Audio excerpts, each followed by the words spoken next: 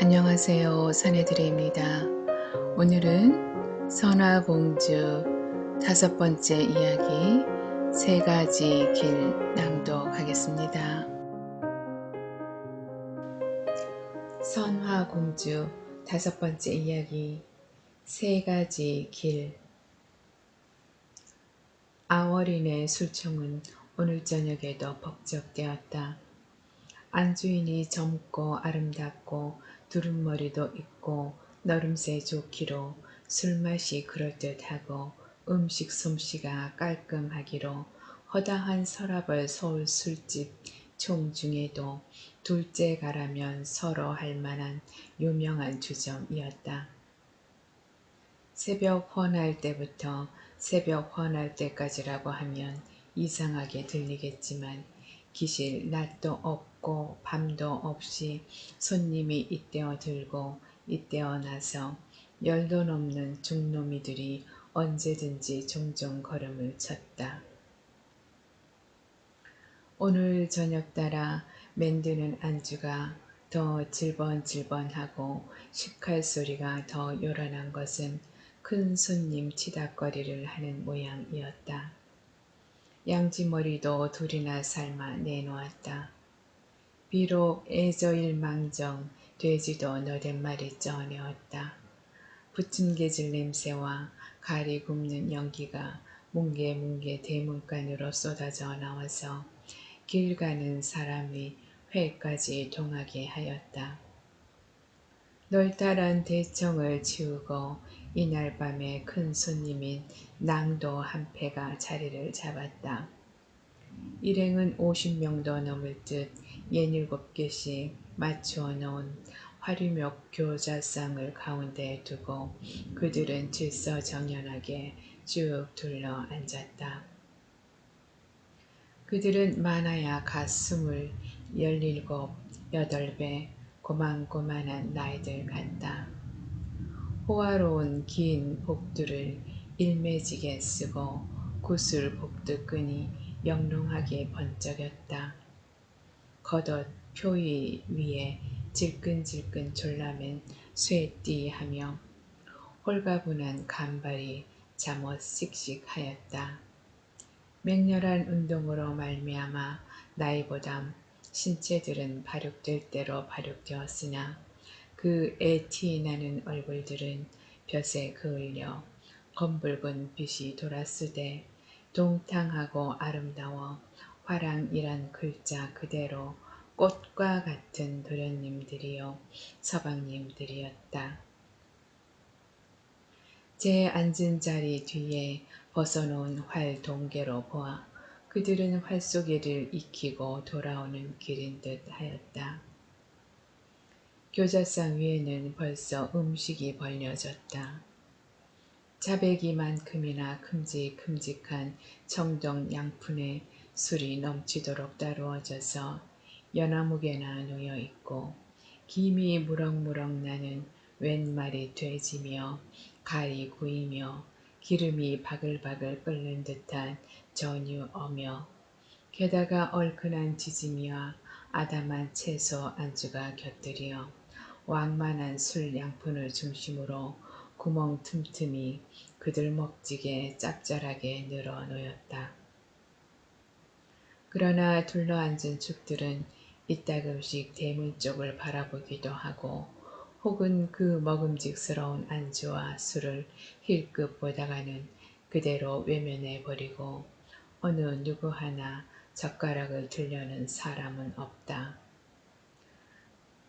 그들은 아마도 누구를 기다리는 눈치였다. 일각이 지났다. 이각이 지났다. 안주인 아월이가 음식을 장만하다가 말고 올라온 듯 양념 묻은 손을 치마 꼬리로 감추며 나타났다. 그저 안 오셨군요. 웬일이에요? 허청대 놓고 어리광 피듯 혀가 조금 짧은 듯한 말씨로 이런 말을 하고 가늘게 그은 듯한 눈썹을 살짝 찡그려 보이었다. 갓 스물이 넘었을 둥 말았을 둥 턱이 둘이 되도록 살이 너무 오른 것이 험이라면 험이로되 동구스럼한 흰 얼굴이 예쁘고 다정스러웠다. 두 눈가엔 찡그린 눈썹과는 정반대로 생글생글 웃음이 실룩거린다. 보는 바와 같네. 좌중에서 익살 잘 부리기로 유명한 덧니바귀가 한마디 받았다. 히히히히. 자중은 안주인이 들어오니 벼랑간 생기가 돌고 별로 우습지도 않은 말이건만 여기저기서 가만한 웃음과 너털 웃음이 터져 나왔다. 여럿의 시선은 한박 아월에게로 몰렸다. 아월은 여럿의 시선을 받으면서도 시침을 뚝 떼었다. 무엇에 놀래기나 한 듯이 눈을 호동그랗게 떠서 말 받은 낭도를 알아본다.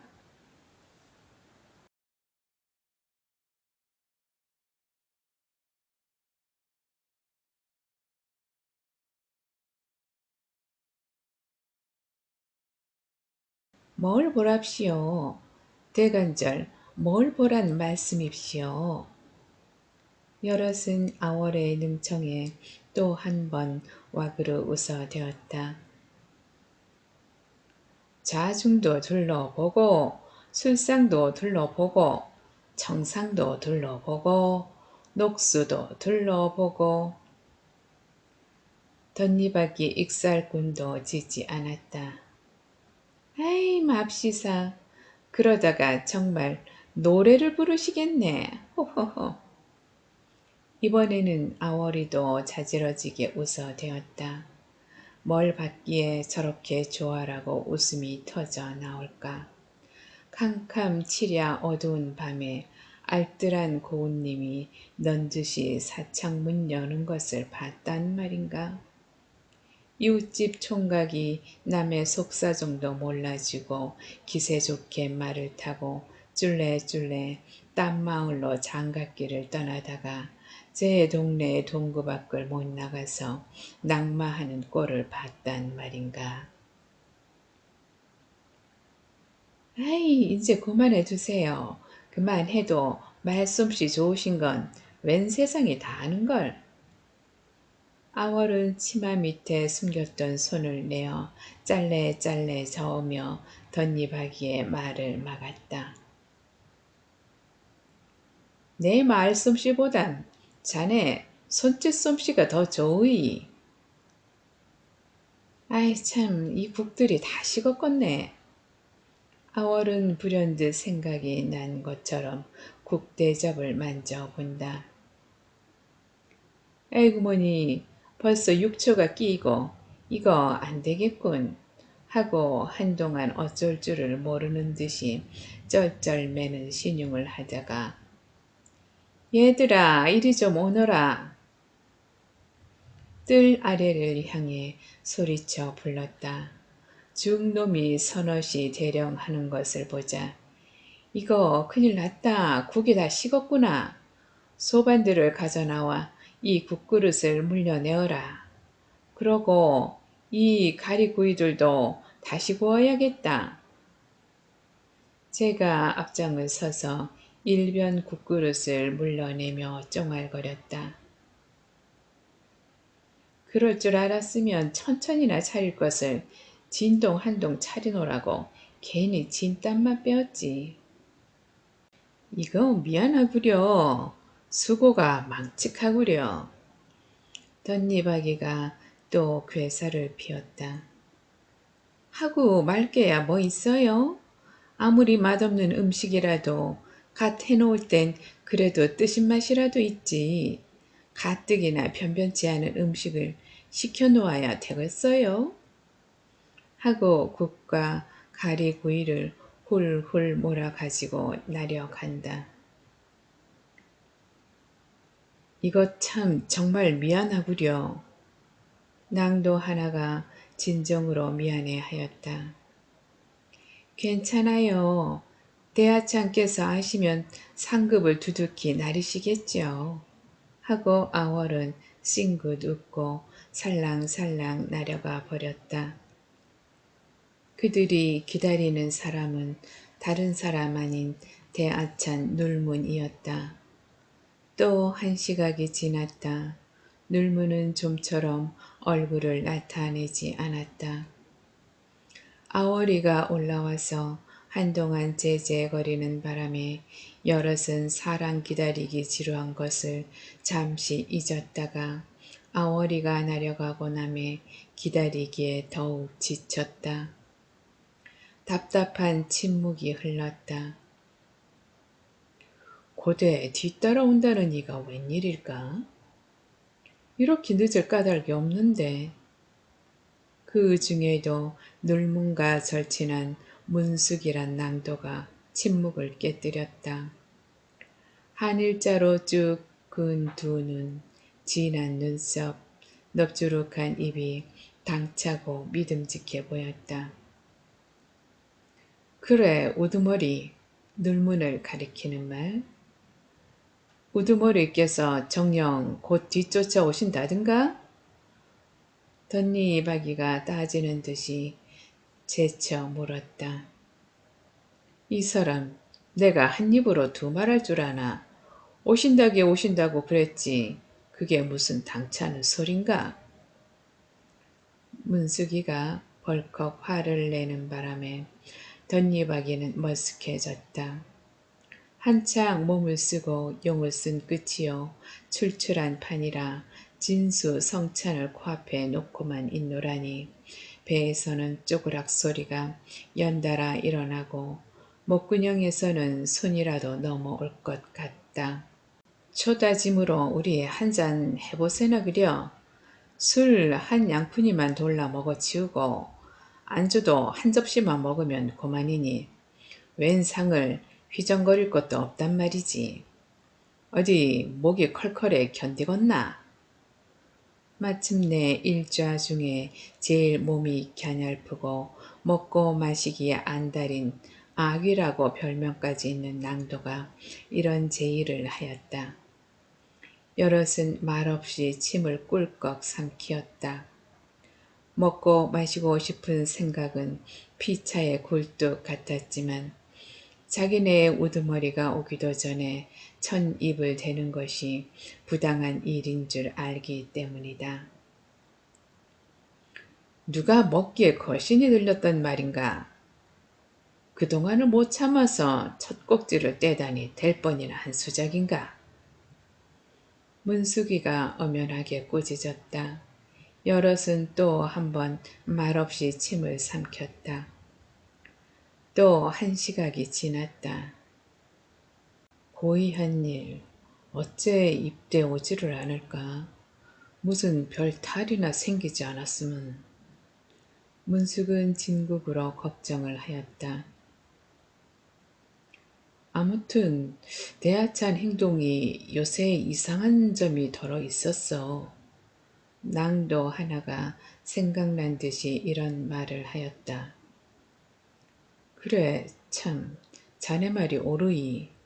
그 불쾌하던 얼굴이 혈색이 거칠고 누가 맛방망이를 친다. 걸음걸이에도 풀기 하나 없어 보이고 그야말짝으로 첩첩 수심에 쌓인 것 같아. 덧니바귀가 그의 한마디 거들었다.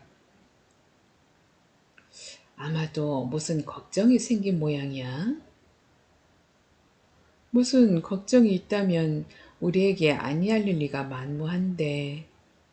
문숙이가 고개를 기울인다. 우리에게 말 못할 무슨 비밀 걱정이나 아닌지. 생사를 같이 할 우리에게 숨기는 일이 있을 리 마무하지. 문숙은 또 여럿의 말을 막았다. 암만 해도 어느 때보다 행동이 달라진 것만은 분명하이. 첫째, 오늘만 해도 그 백발백중하던 활이 왜 그렇게 빗나간단 말인가? 10번에 서너 번이나 관역을 못 맞추니. 나는 이상한 일이여. 그 솜씨에 생으로 화살이 허청을 치더니 여보 걔들 말 말게 하고 아기가 머리를 설레설레 흔들었다. 자네들 알다시피 내가 오늘 개자리 화살이 관역에 맞는가 안 맞는가 바로 관역 밑에다가 웅덩이를 파놓고 사람이 들어앉아서 조사하는 곳. 개자리를 맡아보지를 않았겠나. 대하천 화살이 번번이 빗나가기에 그대로 군호를 하였더니 나중에 식은 벌떡 뛰어와서 또 안 맞았어? 하고 소리를 버럭 지르는 서슬에 나는 아주 경풍을 할 뻔하였네. 자기도 하도 맞지를 않으니 의심도 스러웠을 게야. 귀신 붙은 활이라고 별명까지 듣던 활솜씨가 아닌가. 그 솜씨가 어쩌면 그렇게도 줄어들까? 줄기야 줄었겠냐마는 심기가 불편하면 어디 활이 제대로 나가나? 여북해야 활을 꺾어버렸겠나? 그 굼 튼튼한 각궁이 한번 우쩍 잡아당기는 바람에 지끈 부러지니 장사는 장사야. 허이 이 사람 보게. 눌문 대하찬이 장사인 줄 인제 알았단 말인가. 어디 기운 불림하는 거야 내가 보았어야 말이지. 궁술과 검술이 뛰어난 것은 알았지만 그 장 치는 걸 좀 봐요. 채 쪽을 후려 갈기면 장방울이 뺑소니를 치며 반 공중에 날아오르지를 않나. 힘뿐인가 날래기는 띄엄질을 해도 두세 길은 예사로 훌훌 뛰어넘지 않든가. 그가 누구의 아들이기에 북한 산주 군주 눌 최의 아드님이 아니신가. 그 아버지가 당대의 맹장이라 그 아버지의 그 아들 부전자전으로 완력과 날램도 대를 물리는 게지. 여럿은 중구난방으로 안오는 눌문에 대한 비평이 들끓어 나왔다. 눌문의 힘없는 그림자가 아월이네 집에 나타나기는 그 뒤에도 한식경이 넘어서였다. 눌문도 칠보와 수품에게 지지 않게 선화공주를 사모하는 것은 다시 일렁성거릴 필요조차 없으리라. 눌문이 편으로 말하면 이 하늘 아래에 꽃 애기씨를 사랑하는 사람도 오직 자기 하나뿐이고 그분의 백년의 짝이 되고 그분의 꿀보담도 더 달고 불보담도 더 뜨거운 사랑을 누릴 사람도 오직 자기 하나뿐인 줄로 칠석같이 믿었다. 무슨 까닭으로? 아무런 까닭도 없다. 아무런 이유도 없다. 굳고 굳은 신념이 그에게 그럴 줄로 그래야 될 줄로 믿게 하였을 따름이다. 어느 네가 감히 선화공주를 사랑하랴. 어느 네가 감히 그의 남편이 될 것이랴. 오직 자기가 있을 뿐이다. 자기야말로 하늘이 내신 꽃 애기씨의 천정 배필이다. 자기 이외에 그분의 신랑감이 있고 그분을 사랑하는 사내가 있다는 것은 기괴한 일이요 옳지 못한 일이요 생각조차 할 수 없는 일이었다. 그만큼 그의 사랑도 뜨거웠다. 그만큼 그의 자부심도 강하였다. 하늘을 쓰고 도리질을 하는 것도 하려면 못할 것이 아니라는 타오르는 청춘의 힘이 그에게 턱없는 자존심을 주었던 것이다. 셋 중에 그의 나이 제일 어리기도 하였다. 어리다고 해야 그는 금년에 19, 가장 많다는 칠부가 22, 수품이가 갓 20이다. 그런 때문에 그는 하루바삐 꽃 애기씨를 옆에 두고 아침으로 저녁으로 대하지 못하는 것만이 한 가지 번민이라면 번민이로되 다른 두 사람 모양으로 혹시나 남에게 아낄까봐 조바심을 하고 애를 태우지는 않았다. 어느 때든지 선화공주는 자기 품속으로 돌아올 줄로 믿고 의심치 않았다. 그러니 동무들을 시세는 마음이란 털끝만치도 없었다. 그가 선화공주를 공공연하게 만나보기는 저번 한가위 잔치까지 3번밖에 안 된다. 첫 번은 진평왕이 등극하시는 의식을 거행할 때 두 분 형님과 함께 왕과 왕후의 뒤에 모시고 선 것을 보았고, 둘째 번은 하늘에서 나르신 옥대를 띄실 때에 길고 긴 옥대 한 끝을 무거운 듯이 쳐들고 있는 것을 보았다. 이 외에는 모호 마야 부인을 매시고 절에 행차를 하실 때 어른어른 하는 술의 주렴 안으로는 수없이 보았다. 보면 볼수록 아름다운 그 얼굴에 마음을 조인다는 것보담도 저렇듯 아름다운 분이 내 아내가 되거니 생각함에 주체를 못할 기쁨이 웬 몸과 넋을 뒤흔들었다. 이번 한가위 잔치에는 정말 오랜만에 꽃 애기씨를 정면으로 대하게 되었다. 그날 밤 잔치에는 파격으로 젊은 축들을 앞줄에 앉히었다. 알고 보면 왕과 왕후께서는 사윗감을 고르시노라고 젊은이 축의 행동을 눈여겨보시라는 깊은 뜻이 숨어 있었던 것이다. 놀문이가 가장 나이 어린 덕으로 맨 앞줄에 나올 수 있었다. 왕후 편으로는 가장 젊은 선화공주가 역시 맨 앞에 앉게 되었다. 눌문과 꽃 애기씨의 거리는 몇 자 떨어지지 않았다. 그는 다른 누구보담도 꽃 애기씨를 자주 보고 자세히 볼 수가 있었다. 저분과 나는 천상배필이라 이런 자리에도 가장 가까운 거리에서 서로 대하게 되는구나. 이런 생각을 하며 눌무는 길길이 뛰어도 이 기쁨과 행복에 배견할 수가 없을 지경이었다.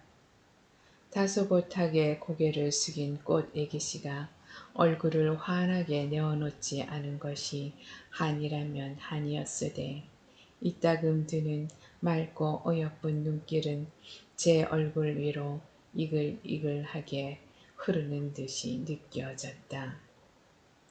밤 잔치를 봐하고 돌아오는 길에도 그의 발은 땅에 닿지 않고 긍정긍정 뛰었었다.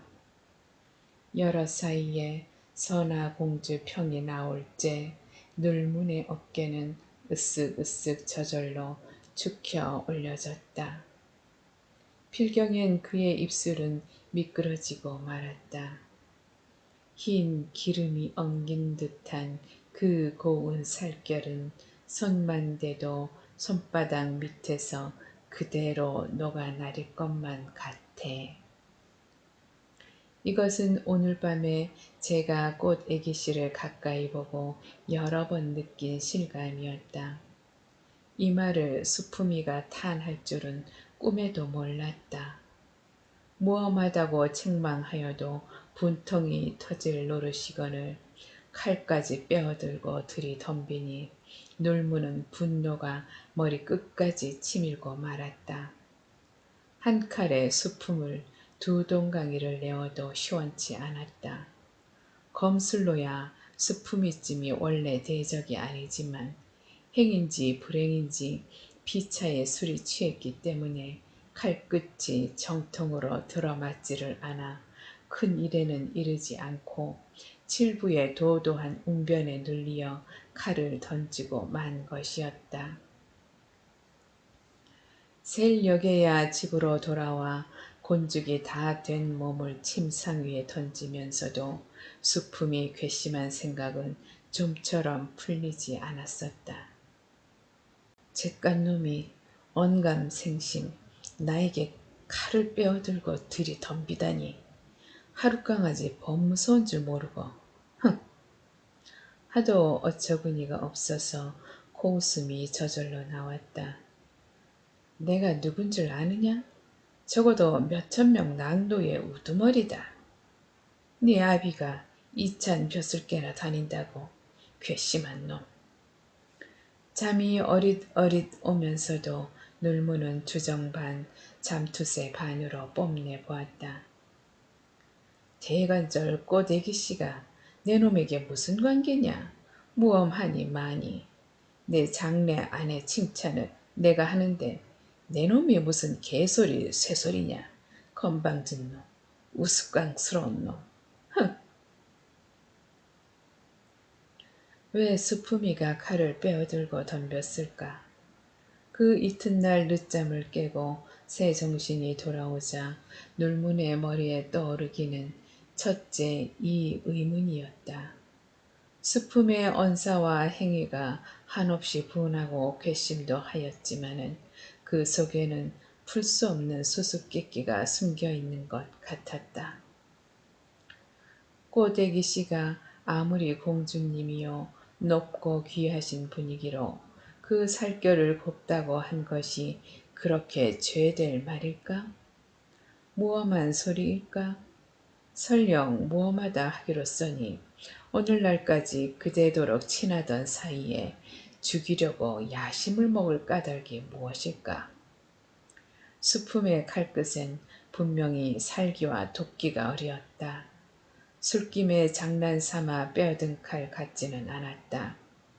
달빛에도 그 타는 듯한 핏발 선 눈과 앙담은 이빨이 소름이 끼칠 지경이었다.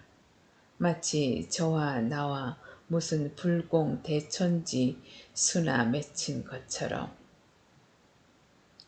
순진한 눈문으로도 까닭 붙은 일인 줄은 어렴풋이 짐작이 안 날 수 없었다. 문득 소리소리 외치던 수품의 말 한마디가 귓가에 엥 하고 울렸다. 이놈, 꽃 애기씨를 손에만 대었단 바라. 한 칼에 내 놈의 몸은 두 동강이가 될 줄 알아라. 뼈가 맺히고 가시가 든 소리였다. 혹시나 그놈도 꼬대기씨를 사모하는 게는 아닐까? 놀무는 자리에서 벌떡 일어나 앉았다. 옳다. 적실히 그놈도 꽃애기씨에게 항의를 품은 모양이다. 어림도 없는 놈. 수품이 뇌이던 말같이 샅샅이 살아온다. 내까진 놈의 입길에 꼬대기씨가 오르나리는 게 살이 떨린단 말이다. 피가 끓는단 말이다. 들을 그때에는 흥분한 나머지 무슨 뜻인 줄 얼른 알아듣지를 못하였으나 지금 와서 생각하면 꼬대기 씨는 제 사랑이니 이름도 이렁성거리지 말라는 말이 분명하다. 놀무는 난생 처음으로 제 사랑의 경쟁자를 발견하고야 말았다. 제 이외에도 감히 선화공주를 사모하는 작자가 있는 사실을 깨닫고야 말았다. 어림도 없는 놈, 그 다 뒤어져가는 말라깽이가 헉! 코웃음을 쳐보았으나 어쩐지 마음이 놓이지 않는다. 활쏘기 내기를 하든지 검술로 겨누든지 도저히 자기의 적수가 아니었다.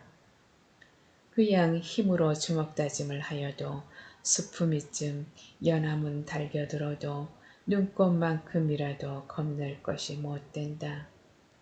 그러나 그렇다고 아주 넘볼 경쟁자는 아니었다.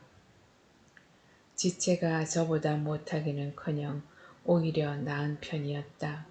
벼슬 계제도 저보담 한 등이 높았다. 휘추리같이 가는 몸피가 불면 나를 것 같지만 맴씨가 있고 희고 갸름한 얼굴이 여우새끼 모양으로 예쁘장스럽기도 했다. 부마가음이란 어디 무예로만 뽑는 것이 아님에 혹은 문벌 덕택으로 배부의 화살이 수품에게로 가지 말란 법도 없을 것 같았다.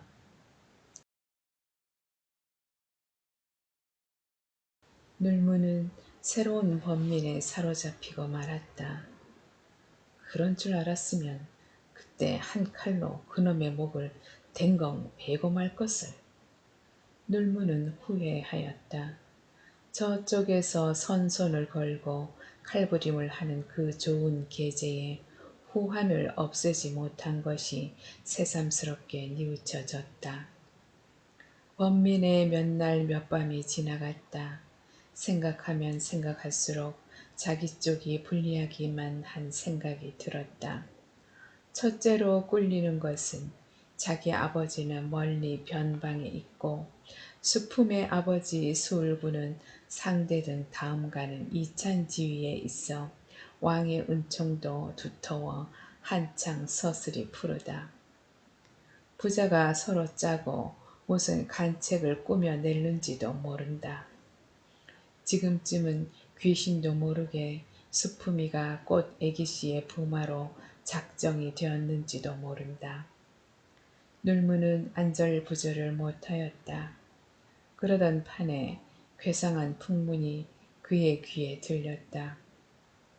그것은 자기가 맛부마의 물망에 올랐다는 것이었다. 눌무는 펄쩍 뛰도록 놀랐다. 칠부만 못하지 않게 그의 고민은 컸다. 상대 등과 이찬을 아버지로 모신 칠부와 수품과는 달라서 그는 궁중 지밀한 일을 손살피같이 알아낼 길이 없었던 것이다. 이 풍문이 참인지 거짓인지 판정해 낼 재조는 없지만은 수품이 부자가 꾸며낸 듯한 간책의 하나임에는 틀림이 없었다. 자기를 맛부마로 죽혀 올려 세워서 꽃 애기씨에게 대한 사랑의 길을 영영 막아버리고 수품이 제가 어엿하게 꽃 애기씨의 백년 랑군이 되려는 흉계임에는 틀림이 없었다. 수품이 내놈이, 수품이 내놈이. 눌무는 분통이 터져서 몇 번이나 주먹으로 땅바닥을 치고 미친 사람 모양으로 산으로 들로 헤매며 입버릇처럼 수품의 이름을 내이고 또 내이었다. 밤을 타서 궁중에 들어가 꽃 애기씨를 들쳐 업고 멀리 멀리 달아나자. 깊숙한 계골산으로나 북한주로 달아나자. 둘이 손에 손목을 이끌고 한번 달아난 다음에야 수품의 아비가 제 아무리 서슬이 푸르다 한들 혈마 우리 둘을 어찌하랴. 더구나 그에게는 믿는 구석이 있었다. 지난 한가위 날 밤 잔치에서 꽃 애기씨와 누구보담도 가까이 앉았을 적 꽃 애기씨는 정령코 자기를 보고 또 본 것 같았다. 본 것 같은 게 아니라 분명히 그 어여쁜 눈매가 정다웃게 자기를 쓰담고 지나간 줄 믿었다. 꼬대기 씨를 만나기만 해서 이런 사유를 알려주면 그분은 의심 없이 자기를 따라 나설 것이었다.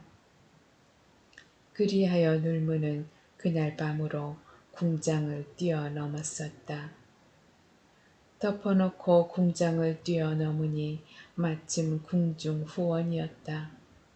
아름들이 낙낙장성 뒤에 몸을 숨기고 가쁜 숨을 돌릴 겸 눈을 어둠에 익힐 겸 한동안 죽은 듯이 서 있었다.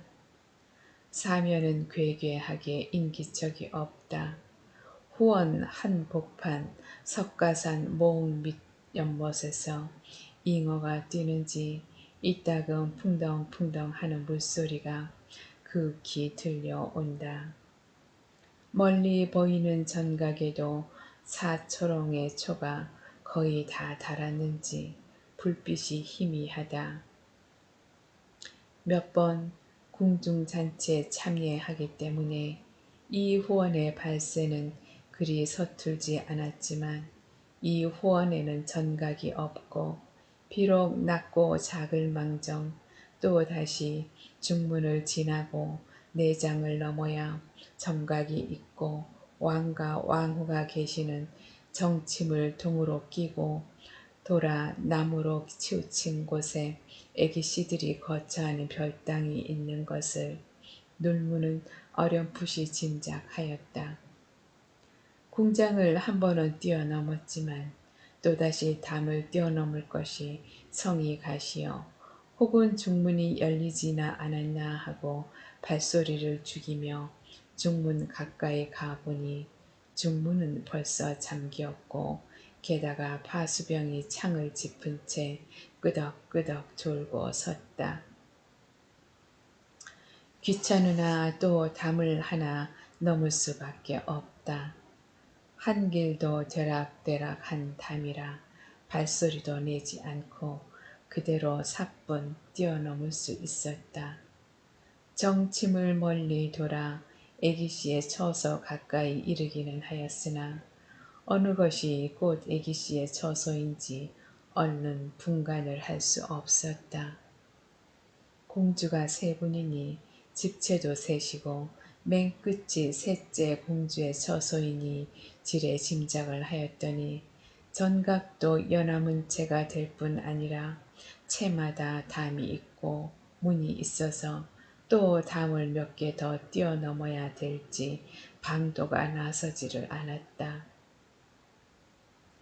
눌무는 어둠 속에 선 채 망연자실하고 말았다.